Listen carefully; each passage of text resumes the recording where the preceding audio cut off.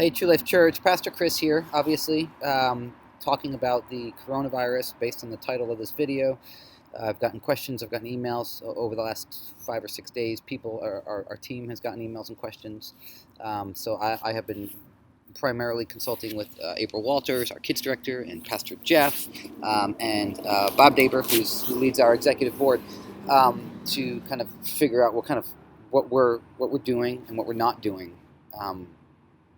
Obviously, people are all over the map on this one. Some of us are on the kind of I'm a little freaked out, like I don't want to touch anything or go near people kind of thing, and others are on the other extreme, like what the heck is the big deal? Are you serious? This is no more, scary than the regular flu. That's our church. We're always all over the map on different things. I love it. It's fun. It makes things fun. So number one, let's not give in to fear and hysteria. Let's not be a people who give in to fear and hysteria. You know, the media is a tool. Let's use it as a tool. Let's not be used by the media for their own purposes. That's number one. We serve a good God, a healing God, a sovereign God who can speak a word and this whole thing cease. But number two, we don't want to be reckless and careless about this either. We want to be responsible and loving towards each other. We don't want to spread this towards each other. There are elderly among us. There are those with compromised immune systems, and there are those who are just maybe a little more freaked out than we are, and that's okay. We love each other, and we want to just be cautious. So that brings us to number three. Some precautions we're taking for our gathering on Sunday morning. We are going to wipe down the desks and the toys for the kids' classrooms. We did that this past Sunday. We're going to continue to do that. We're going to, the stuffed animals that can't be wiped down, we're going to keep that in the truck for now. For our bagels and communion, we're going to continue to do what we normally do for the moment.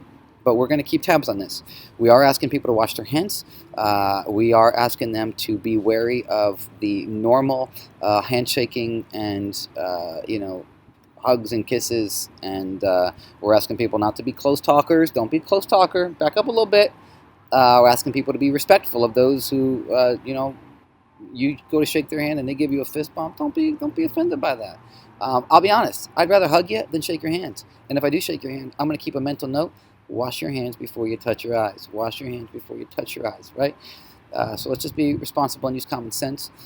Number three, let's keep in mind that we have a responsibility as citizens of this great country to obey the laws of the land. And even if we think that there is overreaction and craziness going on, we still have a responsibility to follow requests to quarantine ourselves if we happen to shake hands with somebody who is a confirmed case.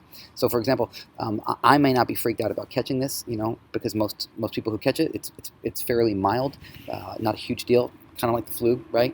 However, if I happen to shake hands with somebody at church and find out later that they are a confirmed case, I'm going to be asked to quarantine myself, and that's going to affect my family, and that's going to affect all kinds of things. So just keep that in mind. Just keep that in mind.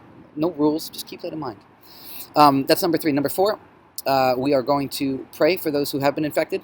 We may not have seen a confirmed case in Ocean County yet, but we still want to care for those who have been infected, especially the elderly, especially those who have lost loved ones from this. Let's be a people who care about what's going on in the world and pray for them. That's number four. Number five, we are going to continue to meet. We're going to continue to have our women's breakfast or women's retreat, men's breakfast. If we find out that the school is shutting down or that we're not allowed to meet at the school, we're going to have a backup plan. Working on that right now. Where will we meet? Figuring that out. Waiting on the school. They're having a meeting on Monday to see what the school district, to see what their plan is. So we're going to kind of take our cues there a little bit, find out more. So those are the 5 things that just putting out there right now. Again, we're going to keep tabs on things. And again, because people are all over the map, I know some of you are going to think, dude, you're adding to the hysteria by putting out a video. And others of you are going to think, that is not enough. You are going to make this thing spread. I understand that. I acknowledge that, respect that, but that's where we're at right now. So thanks, everybody. Let's just keep praying.